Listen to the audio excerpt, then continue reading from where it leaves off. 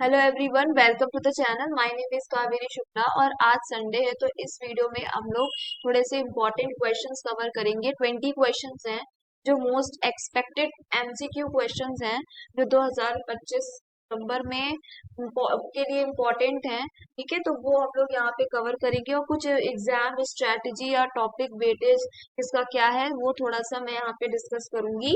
ठीक है, तो अगर आपको मेरी वीडियो अच्छी लगती हो तो प्लीज चैनल को सब्सक्राइब कर दीजिएगा, बेल आइकन हिट कर दीजिएगा और वीडियो को लाइक भी कर दीजिए। कमेंट करके जरूर आप मुझे बता सकते हो, कोई भी अगर प्रॉब्लम या कुछ भी पूछना हो तो आप मुझे कमेंट करके बता सकते हो। ठीक है, तो लेट्स स्टार्ट। इस वीडियो में अभी आप हम लोग कुछ क्वेश्चन 2019 के पीवाईक्यूज डिस्कस कर रहे थे, लेकिन आज मैं कुछ अलग इस तरीके से कुछ इम्पोर्टेंट क्वेश्चंस यहाँ पे कवर कर रही हूँ। कल मंडे है, कल से जो भी आगे के क्वेश्चंस फर्दर कंप्लीट करने वो करेंगे। ठीक है, लेकिन आज इस वीडियो को रुक करते हैं। ठीक, लेट्स स्टार्ट। तो फर्स्ट ऑफ ऑल यहाँ पे मैं कुछ एग्जाम स्ट्रेटजी देखना चाहूंगी। ठीक है, ये मेरे लिए भी आपके लिए भी है क्योंकि अब टाइम बहुत कम हो गया, मतलब कि अब फॉर्म भी आने वाले हैं तो अब हम लोग को अच्छे से मेहनत करनी पड़ेगी। ठीक है, अगर देखा जाए तो फोकस और हाई वेटेज अगर देखा जाए, सबसे इम्पोर्टेंट टॉपिक अकाउंटिंग और फाइनेंस है। ठीक है, एचआरएम, मार्केटिंग, बिजनेस एनवायरनमेंट और रिसर्च मेथड्स हैं।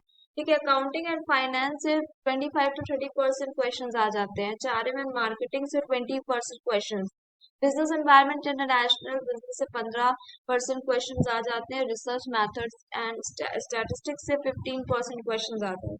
Review past 5 years question. ठीक है, 5 साल के क्वेश्चन तो आपको रिव्यू करने हैं।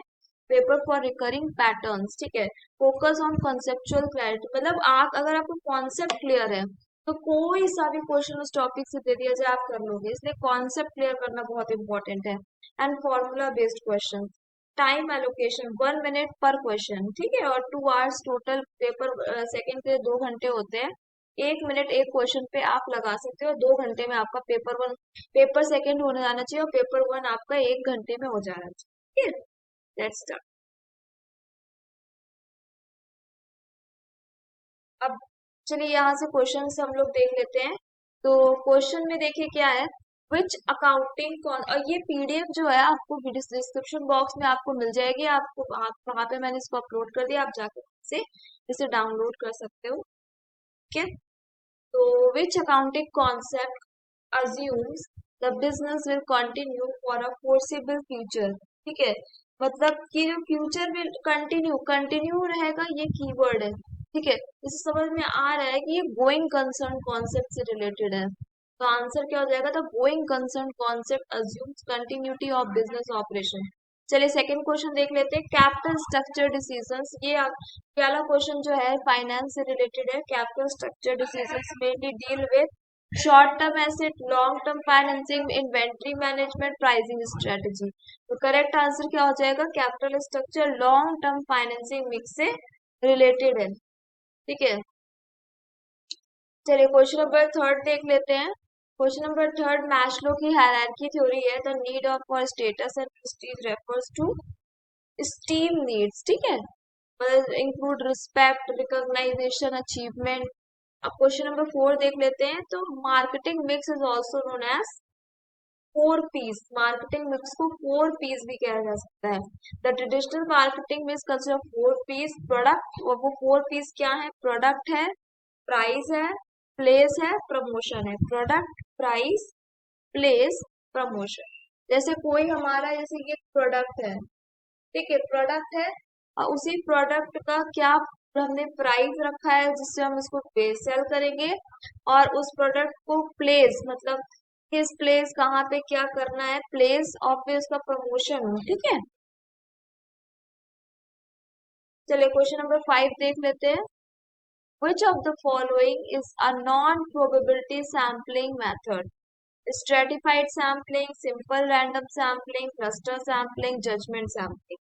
करेक्ट आंसर क्या हो जाएगा, judgement sampling, depends on researchers discretion.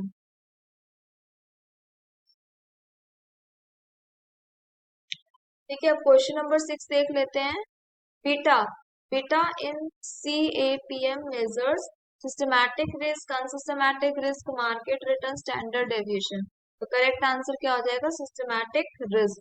बेटा measure systematic risk associated with the market movement. Question number 7 देख लेते हैं। Audit working papers are property of audit working papers are owned by the auditor. ठीक है, ये क्वेश्चन नंबर बी, आंसर इसका B हो जाएगा, ऑडिटर। अब क्वेश्चन नंबर 8 क्या है, which is not the feature of public enterprise, state ownership, public accountability, profit motive, private management. तो public enterprise are manage by the government, तो private management नहीं आएगा पब्लिक में। ठीक है, question number 9, which pricing strategy aims to gain market share by keeping prices low initially। ठीक है, तो पेनिट्रेशन क्या, क्योंकि यहाँ पे कीवर्ड क्या हो गया कि हमने प्राइस कम रखे हैं, और वो भी इनिशियली, मतलब स्टार्टिंग में जब कोई प्राइस कम रखते हैं तो उसे पेनिट्रेशन कहते हैं। स्किमिंग में क्या होता है, स्किमिंग प्राइसेस में होता है कि इनिशियली हम लोग हाई प्राइस रखते हैं। प्रीमियम प्राइस मतलब कि बहुत ही ज्यादा रेट पे प्राइस रखते हैं ताकि प्रोडक्ट बहुत ही प्रीमियम लगे। वैल्यू, उसकी वैल्यू के अकॉर्डिंग प्राइस रखते हैं कि मतलब कोई प्रोडक्ट हमने बनाया है, ठीक है, तो उसके उसके में क्या वैल्यू वो हमें प्रोवाइड कर रहा है, तो उसके रिगार्डिंग हम उसका प्राइस रखते हैं।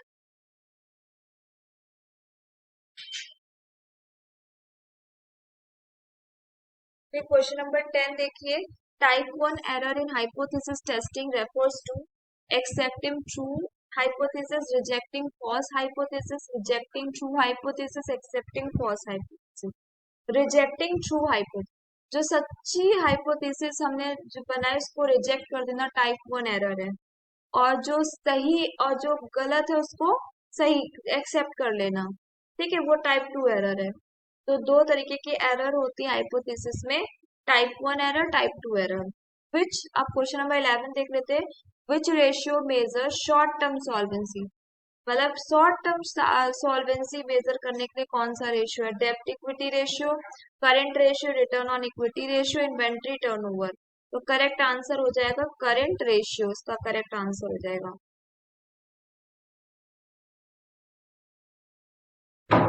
तो question number 12, under the concept of materiality in auditing, auditors consider only statutory law, amount और nature that influence users decision, only qualitative factors, only prior year errors.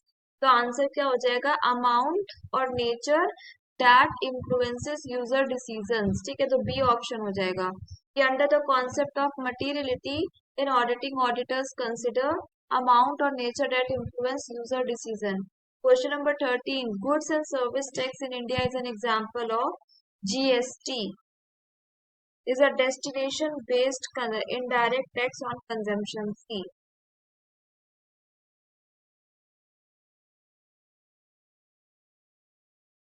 अब आता है क्वेश्चन नंबर 14। क्वेश्चन नंबर 14 में क्या है, the concept of economic order quantity minimizes purchase cost, stock out cost, total inventory cost, ordering plus holding, setup cost only. तो correct यहाँ पे क्या हो जाएगा, C, EOQ balances ordering and holding cost.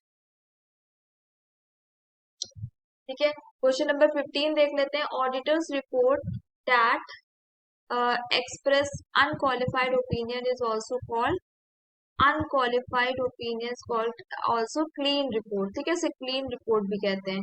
ये unqualified is equal to clean opinion, financially fairly presented।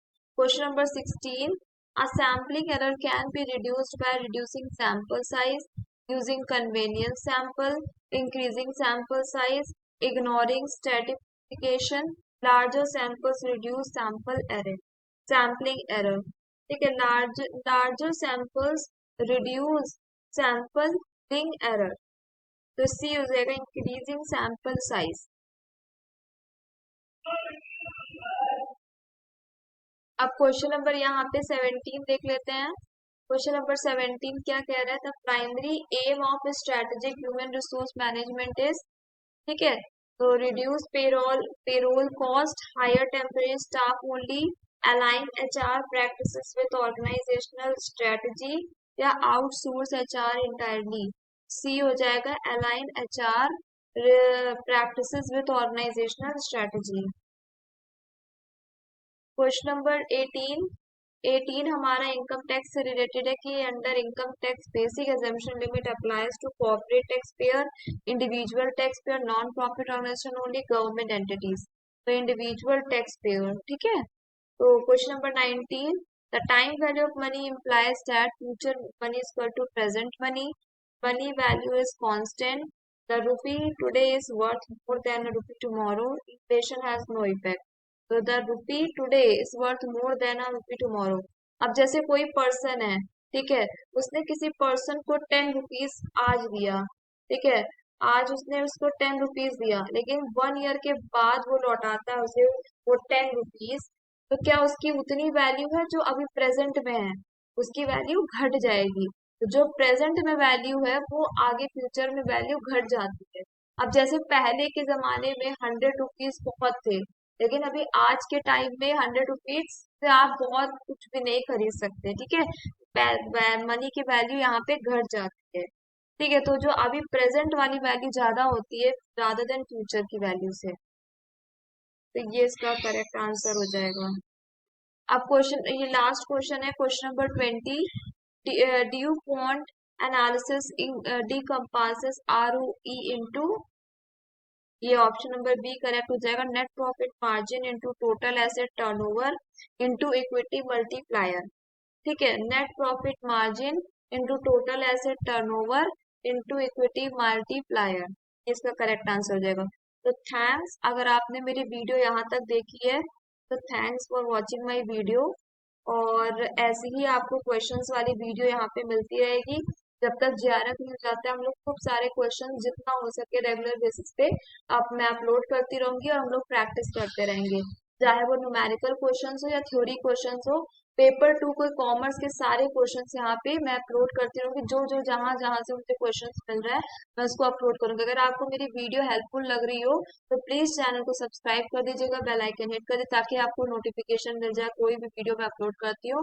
और आप अपने फ्रेंड्स को भी शेयर कर सकते हो, जहां भी आपको शेयर करना है प्लीज वीडियो को आप शेयर भी कर दीजिएगा, रिकमेंड करिए और भी लोगों को जो भी प्रिपरेशन कर रहा हो। और प्लीज आपको मतलब आप मेरी वीडियो को लाइक भी कर दीजिएगा, और जो PDF है वो डिस्क्रिप्शन बॉक्स में अपलोडेड है, आप वहां जाके उसे डाउनलोड भी कर सकते हैं। Thank you.